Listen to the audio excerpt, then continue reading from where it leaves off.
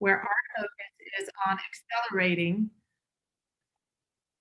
the professional advancement of women in the healthcare industry.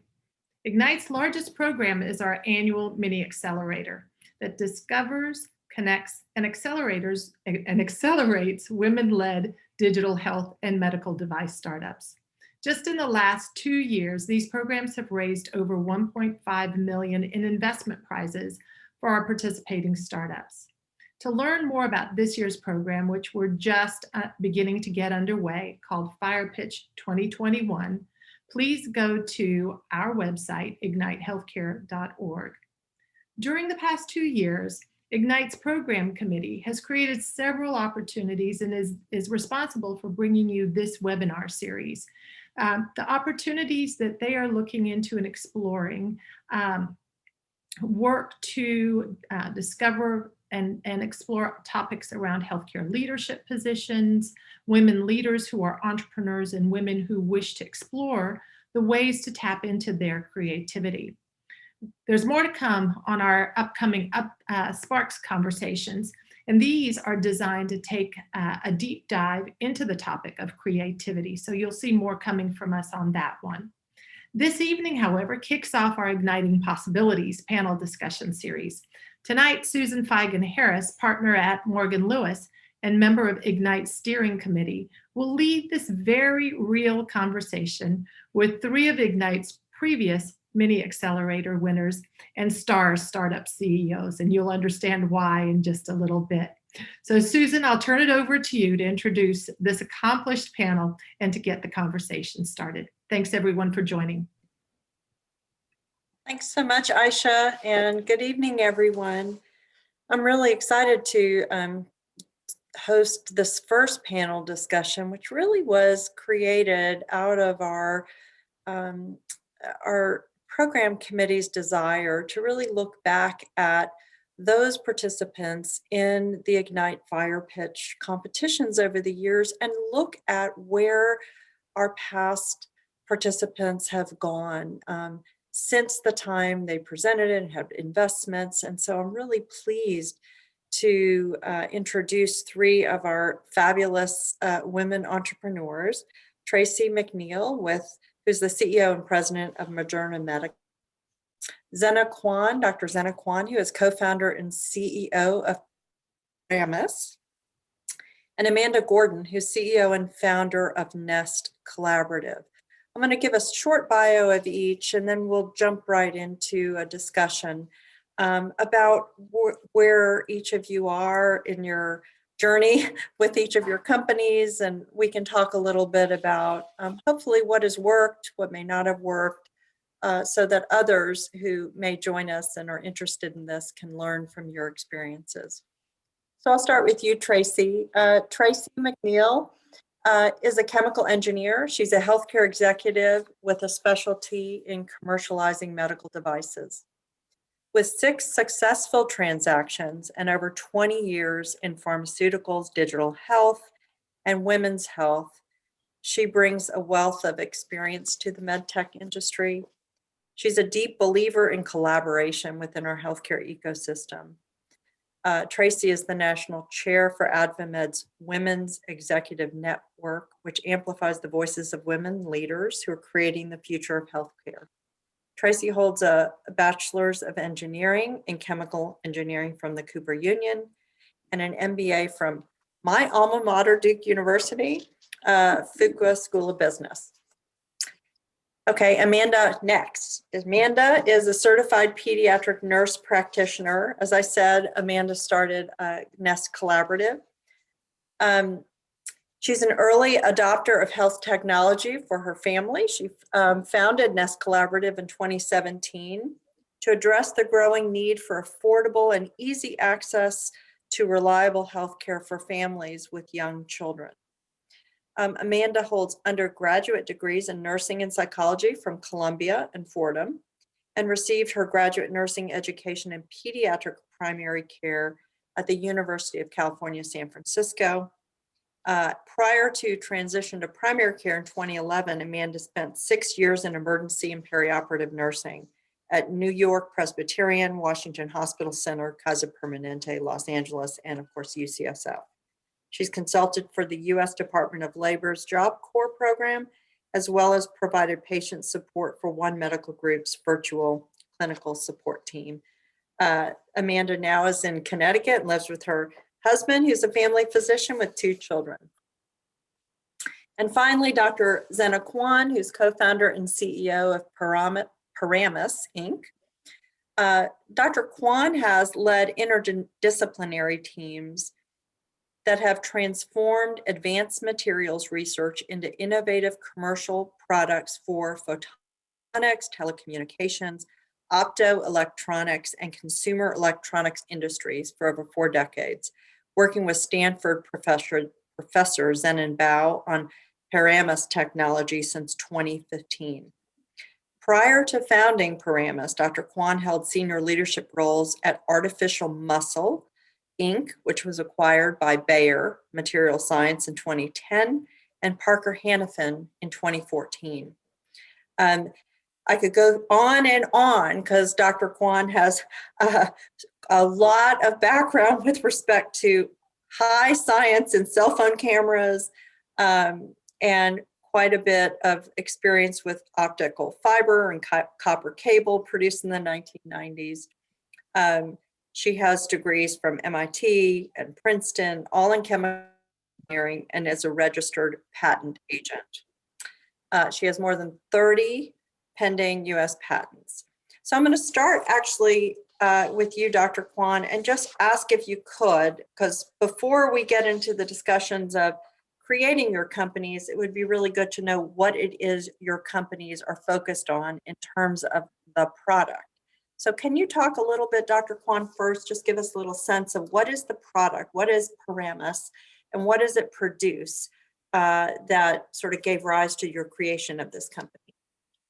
So my co-founder, Zenon Bao, is a world expert in the development of electronic skin. And so they've made a whole lot of different types of sensors, and her students go around looking for cool ways of showing how useful they are.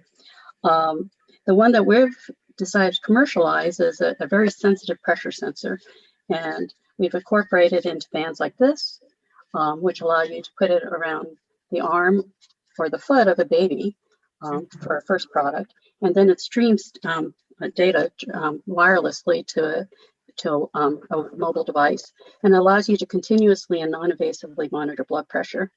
And so the reason why this is interesting is because today the way that one measures blood pressure continuously is that you take a catheter and you stick it in the tiny little arteries of a baby. And you can imagine this is kind of painful to the child, but also it runs the risk of a lot of complications. And some of them are horrible, you know, in the extreme, you may end up having to amputate the limb. And so we're offering an alternative way of collecting the same type of information, but it essentially removes those risks, but it allows you the same type of information. Oh, that's great. Thank you for explaining that. I'll ask Tracy, you the same thing, and then get to you, Amanda, just so we have a basis before we get to our discussion about the products each of you have created your companies around. So if you wouldn't mind, Tracy, just giving us a sense of the product. Sure. So Maternal Medical is an OBGYN platform defining what we think is about a $6 billion industry. We're first movers. Our first product is called Millie. It's an expanding dilator to treat pelvic pain, dyspareunia, vaginismus, gets called a lot of things. We launched it in 2019, and our second product is called PrEP, and it's in clinical stage. It's used in acute labor and delivery to prevent pelvic floor injury during childbirth, not just perineal lacerations, but also the muscles that actually hold our organs in place. 50% of women will have incontinence or prolapse by the time we turn 55, 50% of us. And we're 9 times more likely to have those symptoms if we've had a vaginal delivery. So we're a de novo device looking to prevent those injuries in the first place. And we're looking to finish that clinical trial in about a year. Thank you.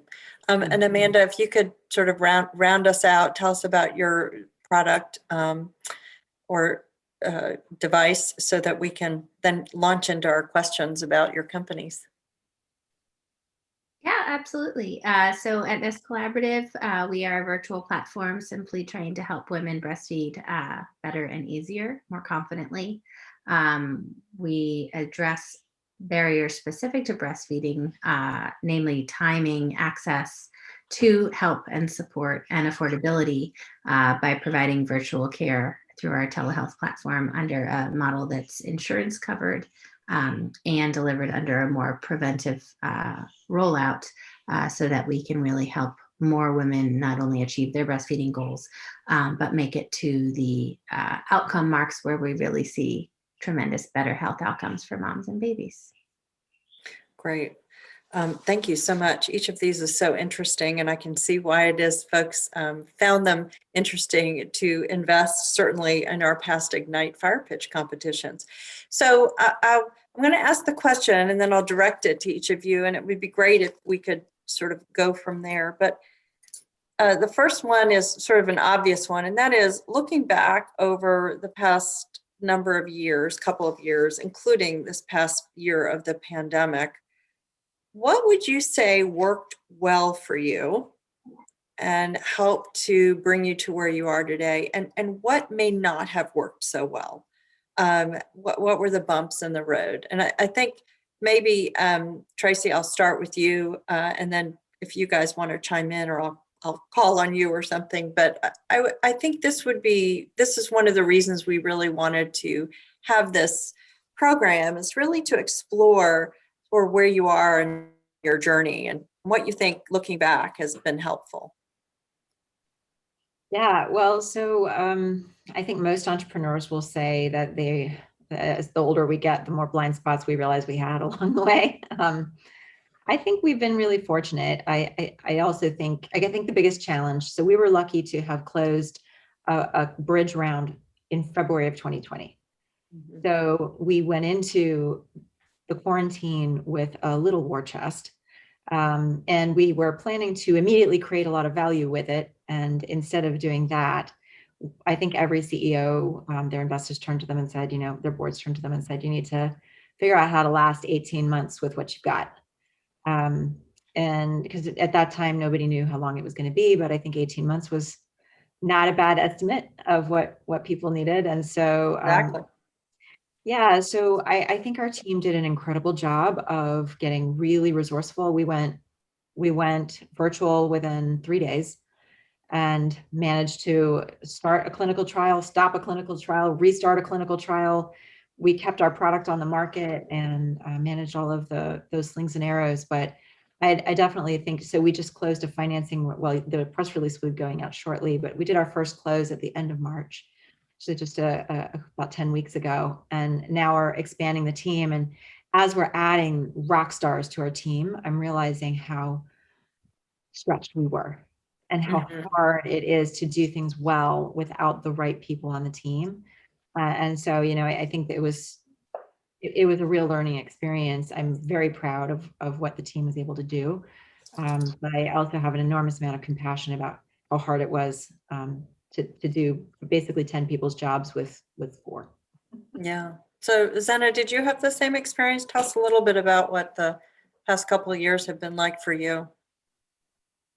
Well, we were going through some changes, I guess, because I came on board I have been on board all along, but I became CEO sort of the end of 2019.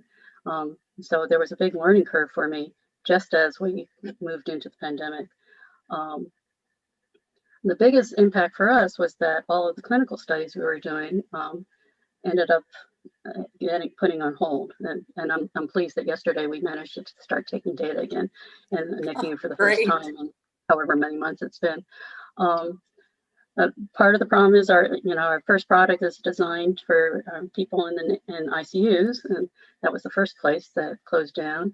And then we had just kicked off a study with an ambulatory study with elderly people at a retirement community, and in Michigan. And it turns out that was the hotbed of COVID for Michigan for at least 3 or 4 months. So it's been a challenge to sort of work with the data that we had in hand. But like Tracy, I'm really impressed with how well our team adapted to it. They were, uh, I tease that maybe it's I happen to like hiring antisocial people, but my folks don't seem to mind working remotely at all. And they were remarkably productive. And so we spent that time, spent the last year putting in our quality system, working through the production. We got licensed to manufacture our devices at our office in Cupertino. And we made really good strides in terms of all the infrastructure that had to happen. And like Tracy, we were not able to make our money stretch out for 18 months that we had in hand. And so we went out to raise again in the summer, which was interesting because we managed to bring in a bunch of interesting investors who we've never actually met in person. So I'm really pleased that, how well Zoom works most of the time. Especially the founder of Zoom, by the way, is one of our angel investors. So we moved to Zoom for the pandemic. We hadn't been using it. But it seems that most of the investor community out there was willing to sort of learn to roll with the punches. And so we closed our round. Our first close was the end of last year, and then we finished the round around March. So it sounds as though the fact that the clinical trials or that may have ceased, some of the work on the technology side continued, and so you were able to sort of pick up on that side. Yeah, and we had collected data from a whole lot of people that we hadn't been able to, or we hadn't processed yet, and so we spent that time curating it, and a lot of our work is developing machine learning algorithms, and so we were still able to move forward in that regards. And now that we have some fresh data, it allows us to actually go back and it's just in time to validate what we've done in the product. Wow. So Amanda, I'm sure, families don't stop during a pandemic. So how did you find Nest Collaborative was able to sort of eat or move forward? Unlike I think most other businesses, we had a kind of an inverse experience. Our challenge before COVID was really educating the market on what telehealth was and what its value was. And what COVID did was magically educate the entire world overnight. And so I went kind of from trying to figure out how we were going to really grow this and do that to growth, unexpected growth during a crisis, which was challenging in its own, because my own world and I'm homeschooling like every other mother in the world. What we didn't have at the time was a team. And so that was our challenge, was to go out and get the capital in during the pandemic via virtual pitches. We were fortunate to close a seed round in January of this year, but I haven't met any of these investors in person. And we did that entire round virtually, and then had to build the team completely virtually. So we went from a sole proprietor LLC to, a 13 full-time employees and 20 1099s, also virtually, while trying to rapidly meet the demand and grow an infrastructure that could support the growth. So, naturally all backwards, which is kind of how I typically do things. But so just interesting and different, but certainly challenging nonetheless. When I realized what was happening with the pandemic, we were very geographically targeted, our marketing in the greater New York area. And that's clearly where COVID was hitting. And so it was those pregnant women and those families that were starting to panic about what their birth course was going to look like. And they were the ones that got into Google and started finding us. But then realizing that I had to quickly move and get some capital after some successive failures at doing that over the last few years was challenging. But I have to say, what really did help was I had an amazing mentor, another, a female come in and fortunately said, you need capital and I can help you do that. And I'm not sure that I'd be here without that assistance. So I think that's a resource that more female founders really need, is someone who really does know how to get in there and help raise the money for at least us technical or clinical founders. Well, I think you've touched on two issues, Amanda, that I really want to explore a little bit more. And so I'm going to take fundraising first, and then I want to talk a little bit about mentors and sponsors. So each of you who have expertise, which we just described, and have an idea and know what you want to do, in order to have that idea, be pursued and come to fruition, you have to raise funding in order to support it. You all have talked about that. Talk a little bit about how that fits into the overall scheme. How do you manage that, and how do you do that for somebody who is starting out or wants inspiration, the next fire pitch competitors? Talk a little bit about how that works for you. And I may start with you, Zena, because I know you talked a little bit about that with me earlier. So I sort of know your answer to that, and I think everyone else will be able to play off that.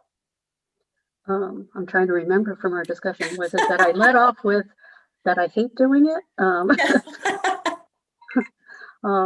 Yeah, I hate doing it might be a good place to start. Okay. I gotta say that I'm a techie at heart. My interest is far more in playing with device designs and doing, working with data and stuff like that. And so the business of sort of girding up my loins to go out and beg people for money is painful. I think the thing that helped me the most was that we were involved in a couple programs like yours, where it sort of forced me to move out of my comfort zone to do that. I think the part about selling why we need to do this and why we're the right people to do it is straightforward. It's the figuring out, how I'm going to make investors $1 billion, or how to tell them that. It's not the first thing that comes off the top of my mind. So it's but one of the things that we've really benefited from is organizations like yours or programs like yours. But also, one of the things I've been really impressed with is how the healthcare industry seems very supportive in many ways. People are willing to help. People are willing to make introductions, and lots of people were willing to listen to our pitches or take a look at our slide decks and give us advice as to what people were looking for in this space. And I didn't really find that as much. And my prior lives were telecom and datacom, and it feels a little bit more dog eat dog there. And this kind of sense of community where it seems like a large fraction of the people who go into the space are doing it because they want to make things happen and or make good things happen for people, or help other people. And so that seems to spread over, that people are willing to help. So we've really benefited from that. That's a great concept. So Tracy, tell me about, because I know you just talked about finishing up, and so you're around and rounds, and so tell us a little bit about how you go about doing that and your experience.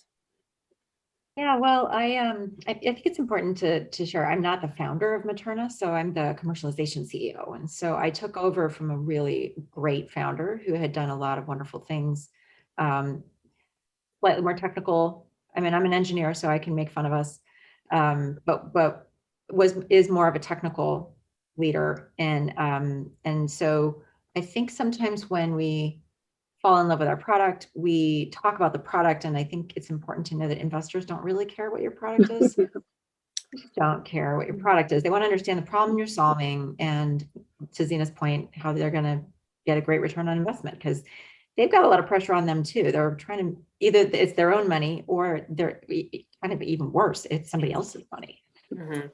And they're being held to a return. And so I think it's important to translate the big why and get right to it. And I agree completely that Ignite does a beautiful job of helping entrepreneurs do that. And giving entrepreneurs an opportunity to get on the stage. I mean, that was the only time in my life I got to hold a big check on stage. It's a great moment for me. But I think the other thing I would say about fundraising is that it's important not to just spam people. And, I think for entrepreneurs thinking about getting into it, really thinking about your network. And I think I had an advantage in that I've spent a lot of years. I mean, you said in my bio, I believe in the ecosystem, and I deeply, deeply do. It's been, I don't know, 15 years now. I've been serving on industry boards and, just rolling up my sleeves and working on the committees. And I think to Zina's point also that I think people in healthcare do realize that we're never going to figure this out individually. It's way too complicated. And so when it came time to ask for introductions, it was really, I don't ask for stuff much. I think it's important to give back always, always, always. And then when you need something, be shameless about just asking for what you need. And people have been just incredible. It's been a good experience overall. Great perspective. So how about you, Amanda? Because it sounds like you were sort of building the plane as you're going, as you described it. Yeah, exactly. It's terrifying, and at the same time, exciting. And I think what Tracy talked about is really getting the education on what interests an investor, and really being able to hone in on what you're doing and why you're doing it, and those building blocks that they're looking for. I don't have a business background myself, and while I knew conceptually that I was solving a problem and saw a path forward, I had to kind of go out and learn all that on my own for the first few years, literally in my office by myself in Google. I didn't know what a pitch was or a pitch deck was, and I did go through an early kind of accelerator, but I have to say it's been these networks, particularly these female networks. I tease, I say, I have one mentor. I get more learning out of a 2-minute text exchange with her than I did out of an 8-week accelerator course. So and it took me a while to really be able to ask for what I was looking for. I was absorbing for a long time, but the networking has been really, really profoundly educational and helpful along the way. And I can't say I really figured out how to turn the key on the fundraising, but what I did have, again, was have someone who did know how to do it come in, and I was able to observe that and watch her and learn and kind of understand what that formula really looks like. And I'm continuing to learn, as we kind of come out of that round and meet our next milestones. And so, yeah, I think people genuinely, whether it's healthcare, whether it's a female founder or female entrepreneurship, there's genuine giving here. And I think people should take advantage of it. And I know I'm excited to at some point give back once I figured it out. Or figured more out. Well, you're giving back right now. So tell us a little bit about the mentor sponsor. I always used to say mentor, but of course I've learned over the years that it's really a sponsor, someone who really promotes you and supports you and can help you. So tell us a little bit about who that was, how you found her, and what it is what was the secret sauce. Well, I'll tell you, I have about 4 great mentors, I would say. The first I literally met at a Halloween party in my neighborhood when I was living in Maryland. And she just happened to be a women's health nurse practitioner with a doctorate in hospital administration, and understood early on what I was doing and helped me do my first pitch deck, and really said that you do have a really good idea here. I think then, I stalked one of the only other digital health female founders I could find in Baltimore on LinkedIn, and just said, "Hey, could you talk to me?" And she said, "Sure." And I was texting with her last night. That was 4 years ago. I was introduced to Aisha through her several years ago, way before I came into Ignite. And Aisha just gave me her time to talk. Just to talk and learn what I was doing. And that to me was unusual, but great. And then my last mentor who came in with the fundraising, she was actually part of an angel group that I had kind of applied through for funding, and they gave their angels opportunities to connect with founders if they were interested, and that's how I came upon her. But I do remember going to one of the first networking events, and I was like a wallflower. I remember thinking, I don't even know how to start talking to people about this crazy idea I have. I came from a clinical hospital background. We never had to pitch or sell anything. If you needed an 18 gauge IV in your arm, we just put it in your arm. I never had to tell you, what it was, why we were doing it, what the value proposition was. So that was new. And I remember, so I've grown, but I think that key people have helped me by validating what I was doing, and giving me really, really helpful feedback, and valuable introductions. Tracy, do you have somebody that in particular sort of has helped you over the years? I know maybe not specifically in your current role, but in terms of, supporting your vision. Oh, completely. Well, first of all, I have a coach that I've worked with for a lot of years, and that's independent of what I'm doing. Just someone who, and I think it's important for CEOs to have that, because you need to have some place to work out your thoughts about stuff, because you got to show up for your team and for the world as really holding the energy field of everything that you're trying to do. And that's so I think that's important. But I have so many mentors. I would say, so we're a company in residence at the Fogarty Institute for Innovation in Mountain View, and so I have, I don't know, a dozen people there that I can go to with questions on regulatory, clinical, finance, operations. It's an incredible network, and candidly, the other CEOs, both in that group and to Amanda's point, out in this space. Investors play a really great role that is, I call it the wild card, where you're having a conversation with an investor and they'll say, you need to meet somebody. Someone is in your space, and they'll make this random introduction, and you don't know why you're supposed to meet this person, but it might be, Tracy meets Amanda or Tracy meets Zena.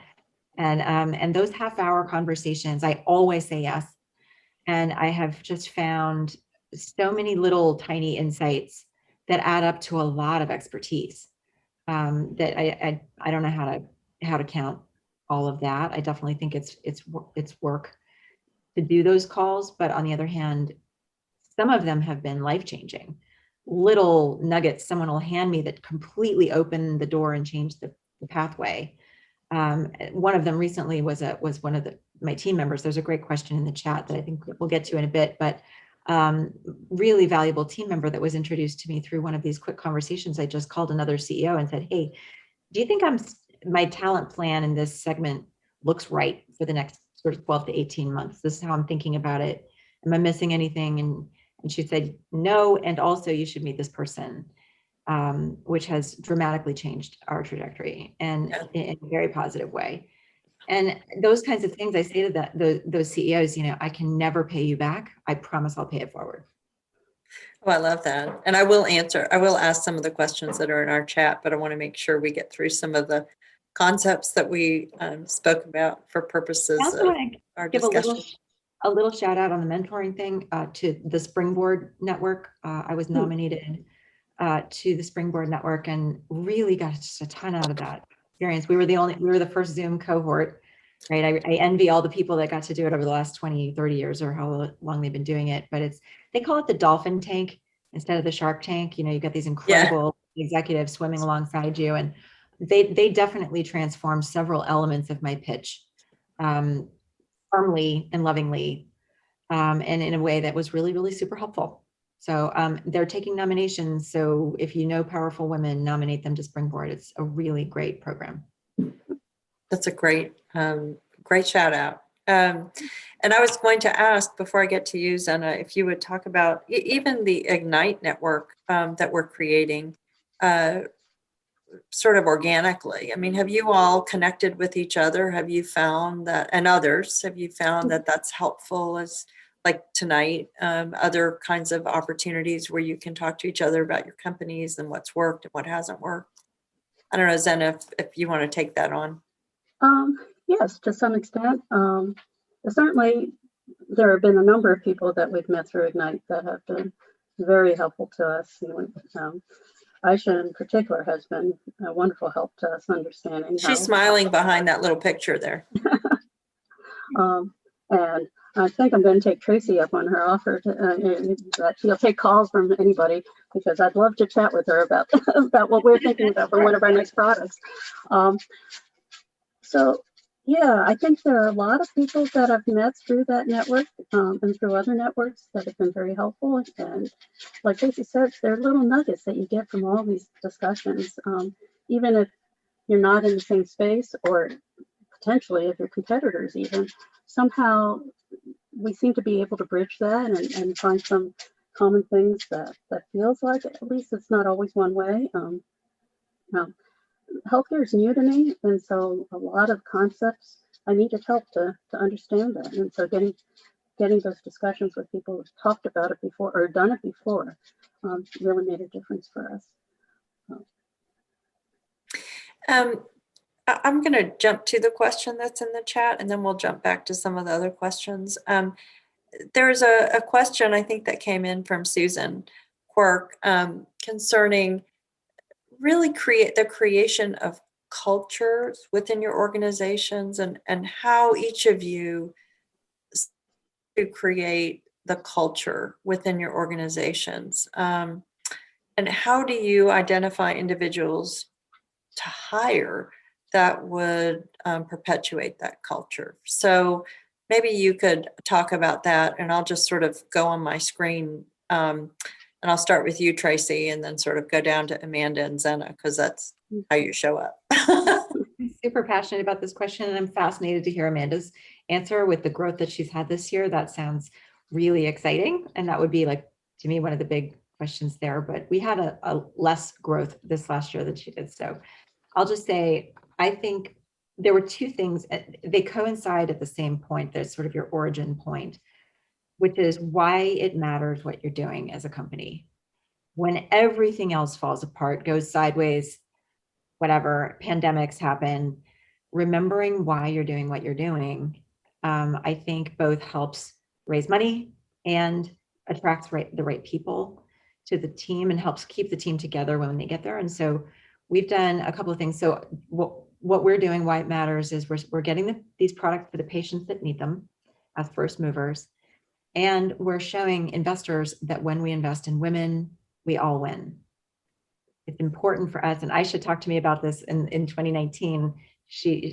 Never forget, we have a glass of wine and she's looking at me, she's like, it is important that we win. We have to show that this is not a niche, right? And I deeply, deeply believe that. So, and it helps, and I repeat it all the time, to the team, to investors, to the market, right? That's what we're doing. It's half the population. It's not a niche. The other thing we did was I do an exercise, and I'm happy to share it with anybody who wants. It's not proprietary, but there's a way to help people identify their values. All these wonderful things, you got to narrow it down to the 5 that you can't live without. And so the leaders of the company, we do that, and the one where they overlap, they become the values of the company. And I view the CEO as the defender of that. I think that your values as a company are your immune system, like what's okay and what's not okay. And if the CEO doesn't hold the line on that, then it compromises it for everybody. And so I take that really seriously, and it makes people feel really safe. And so I'll just end with saying, it is also how we recruit, that we have a deck that goes out, what we're doing, why it matters, and how we do it. with our values and our mission. And we attract just the right people, because that matters, right? So the people that it matters to us equally. So That's great. That's great. What about you, Amanda? Yeah, no, as we are, trying to get our core values up, well, we kind of had to do everything really quickly and all at once. But I think the best I could do, being that we did have to hire a team quickly and virtually, was really just try to stay true and very genuine as to who I am and why I started the company, and be very honest about where we're at and where we want to go, and what to expect.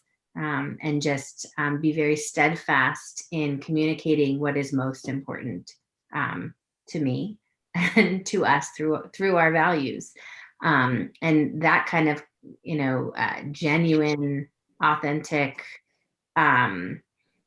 those discussions early on in interviews is really important, I think. And so far it's been okay. We had one hire that really honestly came to us and said, I don't think I'm set up for startups. He said, he's very organized, and he said, I can't live like this. I said, it's okay. It's okay. I said, it's chaotic right now, and it's, we're flying by the seat of our pants, and we're developing our policies and our protocols as the need comes. And so I actually really appreciated that he identified and honestly communicated that this wasn't a good fit for him, and that's completely okay.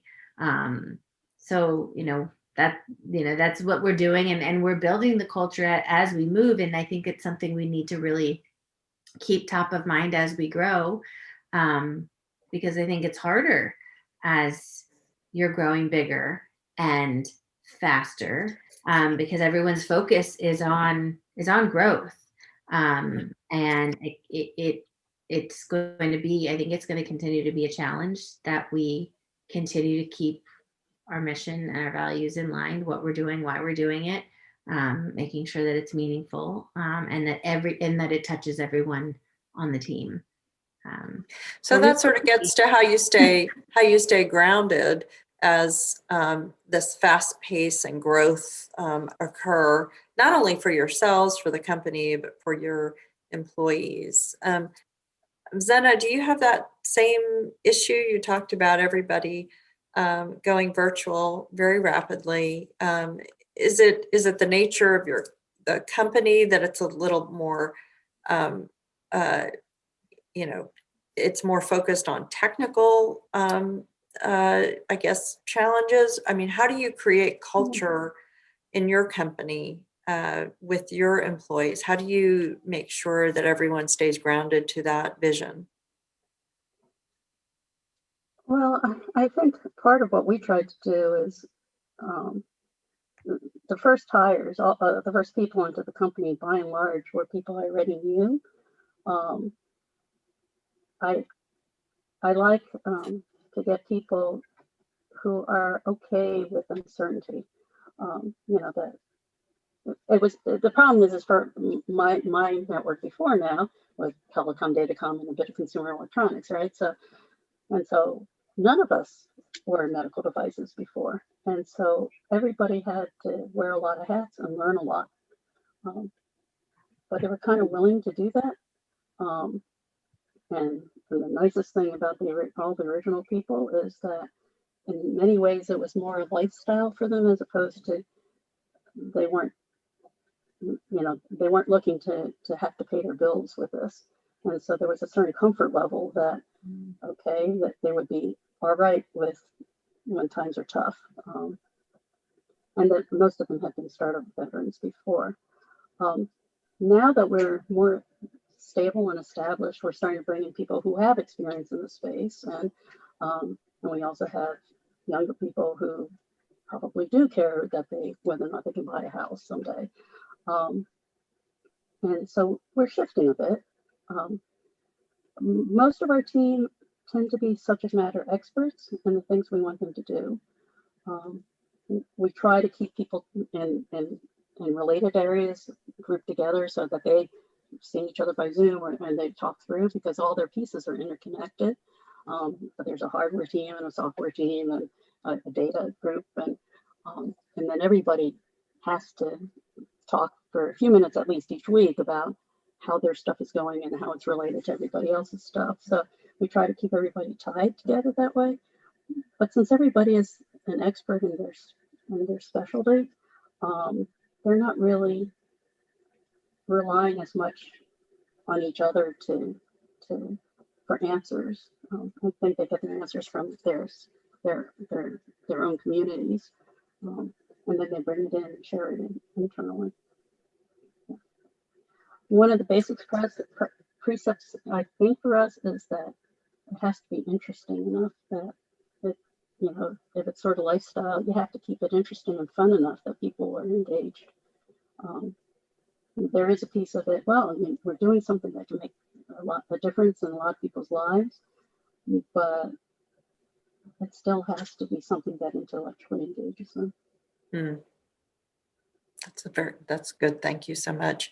So I want to talk a little bit, because this subject happens to fascinate me in your space in particular, which is the startup space. And that is, and I'm sure each of you experienced barriers, and while you've experienced great success, which is why you're here, I'm sure you also experienced failures or disappointments along the way. And so my question really, whether it's with this company or another, has to do a little bit with resilience and perseverance. And I would think with a company that's sort of started from the ground up, whether you thought of it, you're on your own, or you took it over, or whatever, can you talk a little bit about the role that perseverance and resilience plays as you deal with both the highs and the lows, and how you keep sort of moving it forward? And I'm sure it has a little bit to do with the passion, as you talked about, Zenna, but can you talk a little bit about that? Because I find that as a core value or core issue that has to be existing in folks like you who really are creating something from the ground up. So I'm going to ask, go ahead, Zenna, go ahead. So one of the reasons why I decided not to be in academia is because I didn't want to have to beg for money all the time and write grant proposals. And I don't go into sales because the rejection of people saying no to me it hurts, right? And so I guess the whole thing about a startup is that you are kind of begging for money or begging for customers or whatever, and people are going to say no. And you do have to be willing to sort of dust yourself off and say, all right, they didn't, it's not personal. Okay, we'll just go to the next potential customer, the next investor, and try again and potentially improve whatever it is that went south and, the time before.